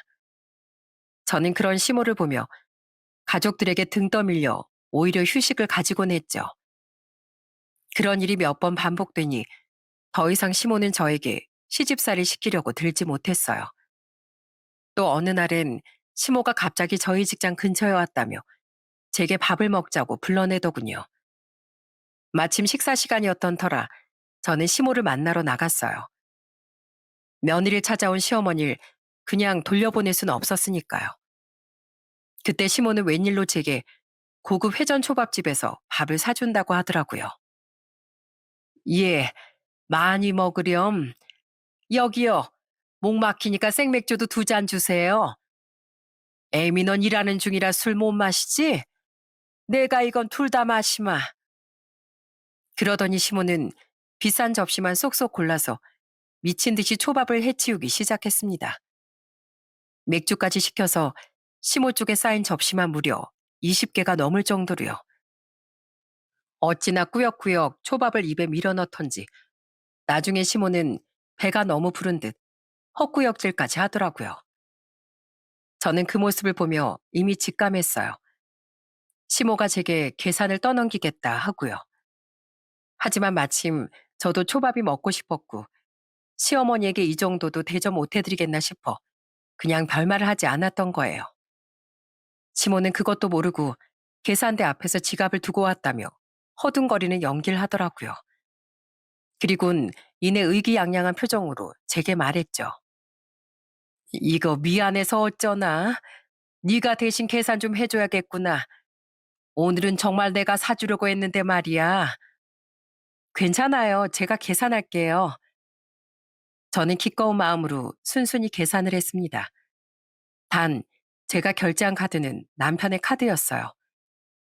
당시 저와 남편은 체계적인 생활비 관리를 위해 평소 자잘한 식비는 남편 명의 카드로 결제를 하고 장을 보거나 큰돈이 나가는 건 제 카드로 결제하고 있었거든요. 서로 직장 생활을 하며 발생하는 식비는 남편 카드로 결제하기로 합의를 봤었기에 저는 당연히 평소처럼 행동을 한 겁니다. 그리고 초밥집에서 나오자마자 남편은 곧장 놀라서 제게 전화를 하더라고요. 여보, 갑자기 전화해서 미안해. 혹시 당신 내 카드를 분실했나 해서 초밥집 이름으로 결제가 30만 원이나 됐던데 혹시 오늘 당신이 다른 직원분들한테 밥 사는 날이었어? 근데 그런 날이면 당신은 무조건 나한테 미리 얘기를 해줬잖아. 저는 그런 남편에게 사실대로 말을 해줬습니다. 통화 상대가 남편인 걸 알게 된 시모는 불안한 표정으로 입을 떡 벌리더라고요. 제 이야기를 듣자마자 남편은 노발대발하며 전화를 끊은 뒤 시모에게 다시 전화를 걸더군요. 어찌나 목소리가 성이 났던지 시모의 휴대폰 속 남편의 목소린 제게까지 선명하게 들려왔어요. 어머니, 대체 왜 이러세요? 내가 뭘? 난 그냥 내가 카드를 두고 와서. 거짓말하지 마세요. 남의 카드까지 챙기고 다니면 다녔지. 어머니가 지갑 두고 다니시는 모습 한 번도 본 적이 없는데 하필 오늘 지갑을 두고 오셨다는 게 말이 돼요? 차라리 비싼 밥을 사달라고 하시면 당연히 사드릴 텐데 왜 자꾸 제 아내를 목골탕 먹여서 안달이세요? 계속 어머니 집에서도 제 아내를 부려먹으려고 하시더니 제발 저 좀 그만 집사람에게 미안하게 만드세요. 전화를 끊은 시모의 표정은 울상이 되어 있었습니다. 솔직히 그날 제가 남편 카드로 계산하지 않았다고 한들 어차피 남편이 다 알게 됐을 일을 시모는 자신의 옹졸한 계획을 남편과 제가 알 거라곤 생각을 못한 모양이더군요. 시모는 제게 일부러 그랬냐며 화를 냈는데 저는 정말 억울했어요. 평소에 전 바로 쓸 카드만 휴대폰 케이스 뒤쪽에 넣고 다니지 목돈 용도의 제 카드가 든 지갑은 가방에 두고 다녔기에 그때 제 수중에 있는 카드는 남편 카드뿐이었거든요. 그렇게 시모의 심술에도 전 항상 별다른 타격을 받지 못했습니다. 짜증은 좀 났지만은요. 하지만 시모는 시간이 흐를수록 제게 계속 약이 올랐나 보더라고요. 가족 모두가 제 편을 드니 구박해도 소용이 없자 시모는 소소하고 치사한 짓까지 해댔어요. 제 의자를 은근슬쩍 뒤로 빼놓는다든지 제게 슬쩍 물을 엎는다든지 아니면 갑자기 젓가락이 없어졌다며 저만 나무젓가락을 준다든지 등등 말이죠. 어? 의자가 빠졌네? 어머님, 아까 지나가실 때 제 의자 치셨나 봐요. 저 하마터면 큰일 날 뻔했네요. 그래도 걱정 마세요. 제가 워낙 조심성이 많아서요. 하지만 전 워낙 조심성이 많아 의자가 빠진 것도 진즉 눈치챘고 중학생 때까진 육상선수 생활을 해서 워낙 몸이 재빨랐기에 시모가 엎은 물도 가뿐히 피했답니다. 또 젓가락은 제 걸 보자마자 시아버지가 자신의 쇠젓가락을 바꿔가시며 시모에게 먼저 호통을 치시더군요. 이놈의 여편 내가 어디서 이런 옹졸한 심술질이야? 내가 서랍 뒤져서 쇠젓가락 나오기만 해봐. 아니야. 여기 찾았어. 찾아, 여기. 내가 노안이 와서 요새 영 뭘 찾기가 힘들다니까. 시모는 쩔쩔매며 얼른 쇠젓가락을 가져오더군요. 시모는 늘 자신이 저지른 심술에 자신이 더 약올라 하며 저를 흘겼어요. 이런 식으로 시모와 묘한 신경전을 벌이며 시간은 흘러갔습니다. 자꾸 절 못마땅해 하는 시모만 빼면 정말 행복한 결혼 생활이었어요. 우리 며느리 하며 절 예뻐해주고 시모 때문에 늘 제게 미안해하던 시아버지와 착한 시누이들 모두가 좋았고 남편 또한 저희 친정에 너무 잘했었거든요. 저와 두 아들에게 잘했던 건 말할 것도 없었고요. 유일하게 시모가 좀 불편하긴 했지만 그래도 이 정도면 평생 무난하게 살 수 있겠다고 생각했습니다. 그런데 제가 결혼한 지 5년 뒤 시모는 아주 대형 사고를 쳤어요. 예, 애미야. 네 동생이 인테리어 일 한다고 했지? 네, 어머님. 근데 제 동생은 왜요? 네 동생 연락처 나 좀 알려다오. 당시 시부모님은 사시던 집이 너무 낡아 옆 동네 다른 빌라로 이사를 앞두시게 됐어요. 하지만 그 빌라도 90년대 완공된 집이라 내부가 많이 낡았다고 말하시더군요. 그런데 제가 남편과 시댁에 갔던 날, 시모가 대뜸 제게 동생의 연락처를 물으시더군요. 이유는 이사 갈 집의 인테리어를 맡기고 싶다는 거였어요. 이제 이사 가면 우리가 또 이사 갈 일이 있겠니? 앞으로 눈 감을 때까지 평생 살 집이니까 내가 리모델링이라도 새 것처럼 해서 들어가자고 네 시아버지 졸랐다. 그래서 이사 전에 리모델링을 하기로 했는데 네 동생에게 부탁하면 좋을 것 같아서 요새 사기꾼 같은 업자들도 많다는데 네 동생에게 맡기면 믿음도 가고 좋지 않니?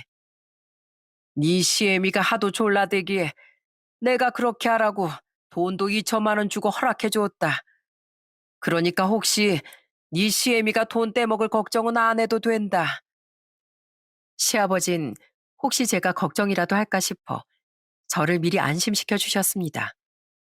시아버진 당연히 믿을 수 있었기에 저는 시모와 동생을 연결시켜 줬어요. 그리곤 중간중간 동생에게 일이 잘 되어가고 있냐고 물어봤는데 동생은 아무 문제도 없다고 대답했죠.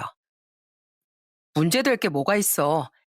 난 최선을 다해서 좋은 완성도를 보여드리면 되고 사돈 어른께선 정해진 대금만 지불하시면 되는데 내가 최대한 신경 써드릴 테니까 누난 아무 걱정하지 마.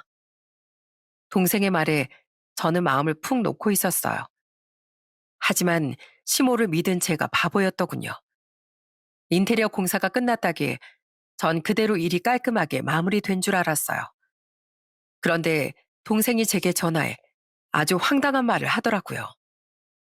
누나, 사돈 어른께서 돈을 안 내시겠다는데 공사 끝나고 결과물도 마음에 들어 하시길래 내가 청구서를 내밀었거든. 근데 그걸 갑자기 누나한테 청구하라는 거 있지? 그리고선 입을 싹 닦으시더라고. 이거 누나랑 얘기가 잘 된 거야? 뭐? 나더러 돈을 내라고 했다고? 아니, 그게 무슨 뚱딴지 같은 소리야. 환장하겠네. 돈도 한두 푼이 아니야. 좋다는 건 다 하고 싶어 하셔서 처음에 견적이 어마어마했거든. 내가 너무 과한 것 같다고 말렸는데 꼭 그렇게 하길 원하시더라고.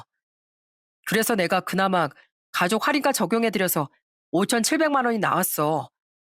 그 견적을 확인하시고서도 진행해 달라길래 그렇게 했고, 심지어 사정이 있다고 선 계약금을 일이 마무리되고 줘도 되냐고 하시길래 누나 얼굴을 봐서 그렇게까지 해드렸단 말이야. 근데 갑자기 이러시면 내가 사장님한테 뭐가 돼? 나 중간에서 되게 곤란해졌어. 5천? 아버님이 주셨다는 돈은 고작 2천이었는데? 미안해, 용민아. 우선 끊어봐. 정말 해도 해도 정도가 있지. 이 사람이 제정신인가 싶었습니다. 어떻게 그런 큰 돈을 떼어먹을 생각을 하나요? 저는 당장 시모에게 전화해서 따졌어요. 어머님, 저 지금 제 동생이랑 통화했는데요. 왜 대금 지급을 안 하세요? 그걸 왜 저한테 받으라고 하시냐고요. 제 동생 지금 엄청 곤란해 하잖아요. 사돈 사이니까 믿고 가족 할인가까지 적용해주고 선수금도 안 받았다는데 제 동생을 이렇게 골탕 먹이시면 어떡해요? 그걸 왜 제가 내요? 아버님이 주신 돈은 어쩌고요? 그것도 예산을 훌쩍 넘는 5,700만 원이 나왔다면서요? 원래 이런 건 자식이나 며느리가 해주는 거 아니냐? 네가 있는데 왜 내가 내니? 그리고 솔직히 네 동생도 참 야박하다. 어차피 자기 회사인데 누나 위해서 사돈 어른들 집 리모델링 좀 공짜로 해주면 덧난다니? 난 돈 못 내니까 네 동생 회사 손해보게 하기 싫으면 네가 직접 지불하던가. 5,700만 원 전부 다. 그런데 시모는 뭔가 헛다리를 단단히 짚고 있더군요. 저는 머릿속에 물음표를 띄우며 물었습니다. 네? 제 동생 회사요? 거기 제 동생 회사 아닌데요. 제 동생 그냥 거기 고용된 직원이에요. 그런 동생이 뭘 공짜로 해줘요? 지금만 해도 자기가 할 수 있는 최대한으로 할인해 준 건데. 뭐? 아니, 네 동생 회사가 아니라고? 아니, 난 네 동생이 인테리어 일을 한다길래 보통 그렇게 말하면 자기 회사를 직접 운영하는 사람이 많으니까 당연히 그런 줄 알았지. 알아볼 거면 제대로 알아보시지. 제대로 잘못하셨네요. 설사 그렇다고 한들 남의 돈 이렇게 떼어먹는 건 말이 안 되는 일이죠. 그리고 어머님, 제 동생 회사든 아니든 이거 아버님이 아시면 큰일 날 텐데 대체 무슨 생각으로 이러시는 거예요? 제 동생 회사 사장님이 돈을 못 받아내면 분명 소송이라도 걸 텐데요. 소, 소송? 아무리 생각이 짧아도 그렇지 시아버지 앞에선 꼼짝 못 하시는 분이 대체 무슨 생각인가 싶더라고요. 그러자 제 동생 회사가 아니라는 말에 1차로 그리고 소송이라는 말에 2차로 당황해하던 시모는 이내 표독스러운 목소리로 제게 이러더라고요. 나도 다 생각이 있었다. 네 동생 정과자라며? 나 저번에 네가 우리 석준이랑 둘이 속삭이는 얘기 다 들었다. 그걸 나랑 네 시애비한테 속이고 앙큼하게 결혼했더라 너. 네 시아버지 경찰 출신인 거 알지? 범죄자라면 아주 치를 떠는 양반인데 내가 네 동생에 대한 얘기 네 시아버지한테 하면 어떻게 될까? 너 네 시아버지 좋아하지? 근데 그 양반 그걸 알게 되면 넌 상종도 안 하고 싶어 할걸. 그러니까 네 시아버지한테 계속 예쁨 받고 싶으면 잠자코 너희가 그 돈 다 내. 절대 내 남편이나 딸들한테 말하지 말고 내 남편이 준 2천만 원은 내가 요긴하게 잘 쓸 거니까. 시모는 아주 뻔뻔스럽게 제 동생의 각오로 절 겁박하며 전화를 또 끊어버렸습니다. 정말 황당하더라고요. 솔직히 저 가족의 정가 문제는 예민한 부분이니 결혼 전에 미리 시댁에 오픈하려고 했어요. 하지만 남편이 이젠 제 동생은 완전 새 사람이 됐는데 괜한 흠을 보여서 뭐하냐며 절 말려섰습니다. 어차피 자기만 알고 있으면 되는 거 아니냐면서요. 그랬기에 조금은 찝찝한 마음으로 동생에 대해 아무 말을 하지 않았던 건데 그걸 시모가 알고 물고 늘어진 거예요. 용민아, 정말 미안해. 내가 자초한 일이라 정말로 면목이 없다. 너 많이 곤란해졌지? 정말 미안해, 처남. 아, 내가 진짜 우리 어머니 때문에 환장하겠다. 두 사람이 사과할 일은 아니지만 아마 이대로 간다면 매형 어머님 고소를 피하지 못하실 거예요. 저희 사장님 벌써부터 이거 사기 아니냐고 단단히 화가 나셨거든요. 솔직히 가운데서 제가 너무 난처해졌어요. 용민아, 돈은 절대 걱정하지 마. 내가 무조건 받아줄 테니까. 진짜 미안해. 그날 저녁 저와 남편은 동생을 찾아가 진심으로 사과를 했습니다. 동생은 일주일 안에만 해결되면 될 것 같다고 말했고 우린 무조건 그 안에 돈을 받아다 주겠다고 다짐했어요. 그리고 전 집으로 돌아와 고소장을 직접 컴퓨터로 만들어 프린트했습니다. 시모에게 그렇게라도 겁을 주기 위해서요. 남편도 시모는 그냥 말로 해선 전혀 반성하지 않는 분이니 좋은 생각이라고 말하더라고요. 그렇게 우리 둘은 시댁에 찾아갔습니다. 저는 집 안에 들어서자마자 시모 앞에 고소장을 태연하게 내밀었어요. 이게 뭐야? 고소? 네, 제가 동생한테 말해서 시간을 좀 벌긴 했는데요. 동생네 인테리어 회사 사장님이 일주일 내로 대금 지급 안 하면 어머님 당장 대금 미지급에 사기로 고소하시겠다네요. 이게 대체 무슨 소리야? 왜 그 회사에서 당신을 고소해?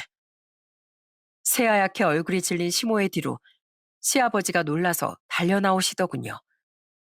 저는 그런 시아버지께 조곤조곤 설명했어요. 어머님이 제 동생이 다니는 회사가 제 동생이 운영하는 회사인 줄 알고 무려 가족 할인가로 5,700만 원이나 되는 공사금을 지불하지 않으셨다네요. 그리곤 동생 손해보게 하기 싫으면 저더러 그 돈을 다 결제하라고 하시더라고요. 5천? 2천이 아니라? 네, 어머님은 애초부터 절 골탕 먹이실 생각으로 그런 견적을 받으신 것 같아요.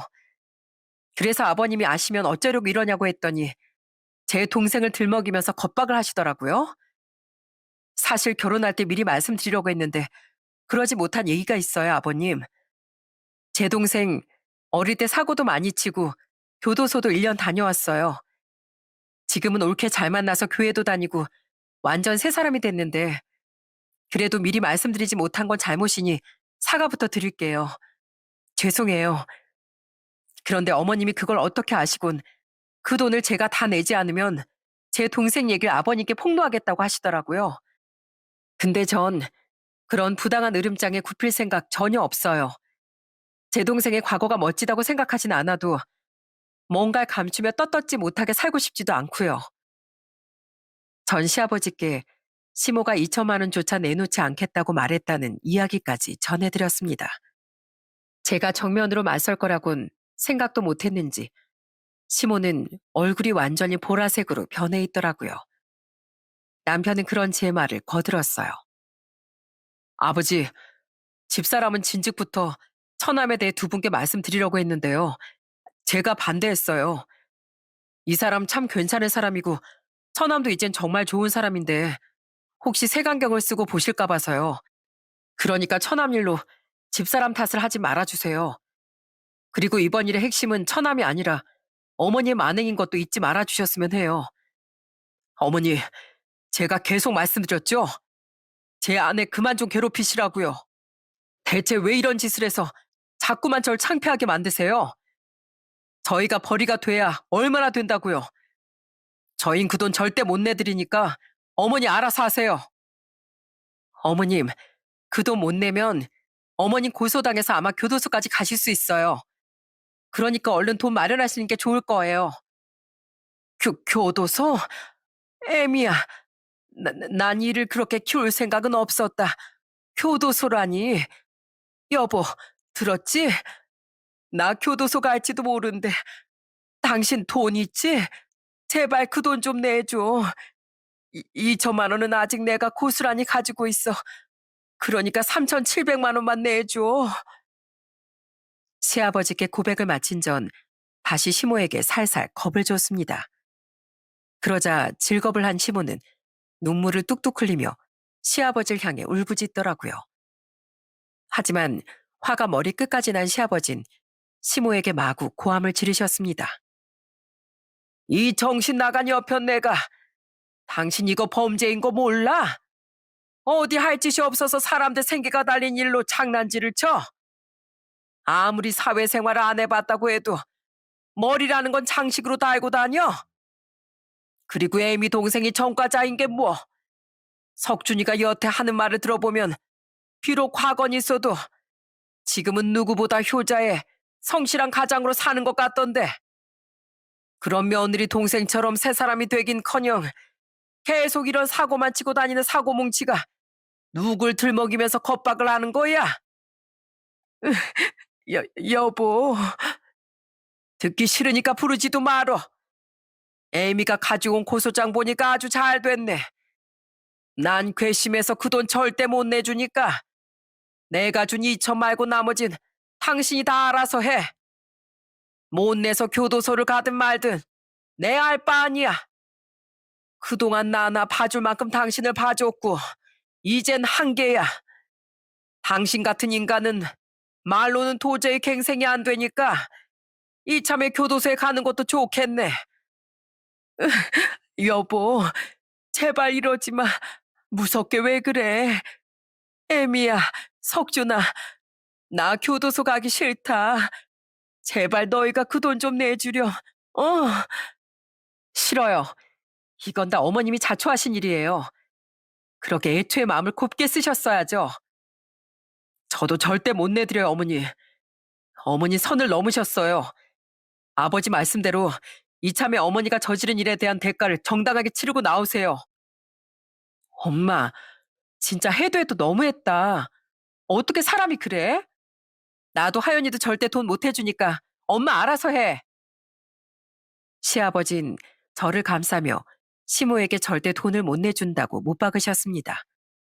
시모는 완전히 아이언 질색이 되어 저와 남편 그리고 시누이들에게도 도움을 요청했어요. 하지만 모두가 냉정하게 거절하자 시모는 바닥에 주저앉아 대성통곡을 하더라고요. 저는 그런 시모에게 말미는 딱 일주일이라고 말하며 남편과 그 집을 나왔습니다. 그리고 잠시 뒤 시아버지께서 제게 전화해 말씀하셨어요. 네 시애미가 벌인 일 진심으로 미안하구나, 애미야. 그리고 혹시나 하는 말인데 네 동생의 정가 일은 전혀 신경 쓰지 마라. 어떻게 살아왔냐도 중요하지만 어떻게 반성하고 어떻게 살고 있느냐가 훨씬 더 중요한 법이니까. 그리고 네가 가져온 고소장 가짜인 거 다 안다. 내가 경찰 생활이 몇 년인데 그걸 못 알아봤겠니? 하지만 그렇게 해서라도 네 시애미한테 겁을 주는 게 맞는 것 같아서 나도 맞장구만 친 거란다. 우리 며느리 역시 현명해. 아주 잘했어. 시아버진 오히려 제게 사과를 하시며 동생 회사가 피해당한 돈은 일주일 안에 자신이 책임지고 물어주겠다고 하시더군요. 시모가 한 짓은 화가 나지만 그 일로 제 동생에게 피해를 줄 수는 없다면서요. 하지만 시모는 이번 기회에 단단히 혼쭐이 나야 다신 허튼 짓을 못할 거라며 그 사실을 시모에겐 모른 척 해달라고 하시더군요. 그렇게 저와의 전화를 끊은 시아버진 곧장 제 동생에게도 전화해 정중히 사과를 하셨다고 합니다. 돈을 무조건 지불할 테지만 시모에겐 그 사실을 말하지 말라는 저에게와 같은 부탁도 하시면서요. 애미야, 내가 정말 잘못했다. 네 동생에게도 진즉 전화해서 사과했어. 근데 아무리 사과를 해도 자긴 사장이 아니라 고소 취할 못한다는 거야. 네 시아버지도 절대 그 돈 못 내주겠대. 나 이제 어떡하니? 어? 우리 딸들도 절대 못 도와주겠다는데 제발 너랑 석준이라도 나 좀 도와다오. 내가 이 나이에 교도소를 무서워서 어떻게 가니? 그렇게 가족들 돈을 우습게 알고 펑펑 쓰고 괜한 앙심을 품고 절 골탕 먹이실 땐 언젠간 찾아올 후환도 각오하셨어야죠.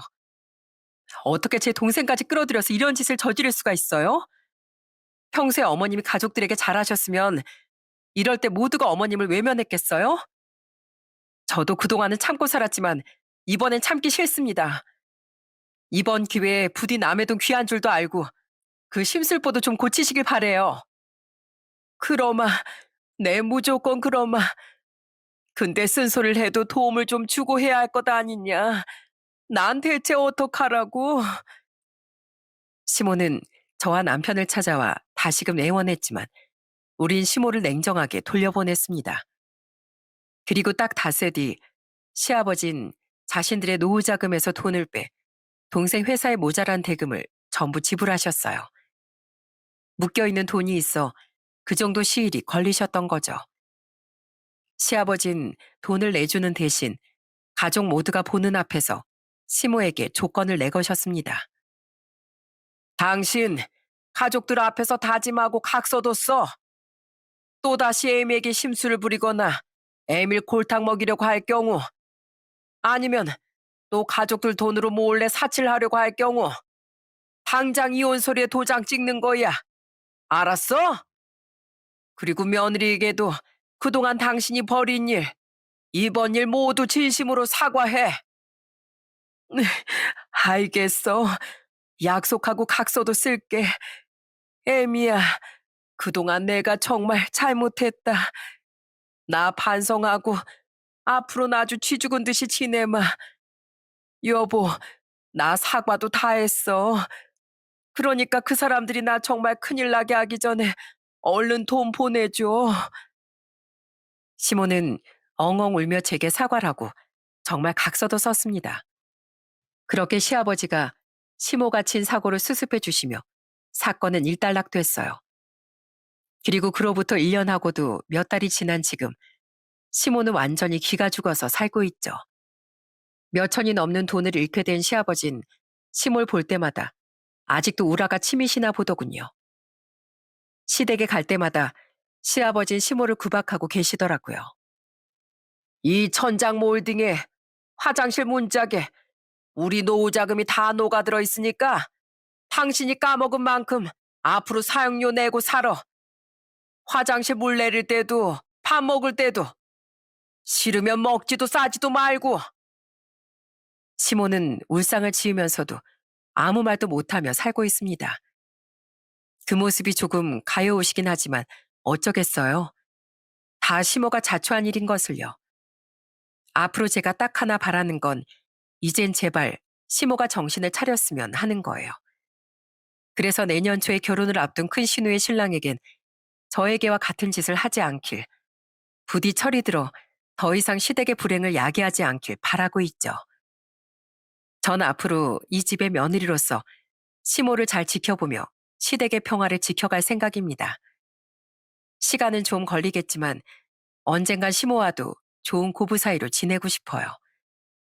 어쨌든 제 남편을 낳고 길러준 부모님이시니까요. 제 동생을 사람 만들어주고 친정의 평화를 가져다 준 고마운 우리 올케처럼 저도 집안을 하나로 묶어주는 든든한 며느리가 꼭 되었으면 좋겠어요. 늘 저를 최우선으로 생각해주는 남편과 사랑스러운 아이들, 그리고 늘 며느리인 절 존중해주시는 시아버지와 두 시누이를 위해서라도요. 사람은 주어진 것에 만족하고 감사할 줄 모르면 자신의 손으로 불행을 끌어당기는 것 같습니다. 한때 자신의 곁을 지켜주는 가족을 외면하고 실체 없는 원망에만 사로잡혀 방황하던 제 동생과 화목한 가정 속에서도 사치와 욕심만 쫓다가 엉뚱한 앙심에 사로잡혀 결국 기조차도 못 펴고 살게 된 저희 시모처럼요. 사실은 두 사람 모두 조그만 고개를 돌려 세상을 보는 시선을 달리하면 가족의 품에서 충분히 만족하고 행복하게 살 수 있었는데 말이죠. 멀리 떨어져 있는 것 같지만 사실은 같은 공간에 존재하고 있는 행복과 불행의 길 중 여러분은 어느 쪽으로 고개를 돌려 살고 계시나요? 나의 기륜과 행불행은 세상을 보는 나의 시선에서부터 결정된다는 걸 사연을 마무리하며 여러분께 꼭 말씀드리고 싶습니다. 그럼 전 사연을 마치고 여기서 이만 인사드릴게요. 끝까지 들어주셔서 진심으로 감사드립니다.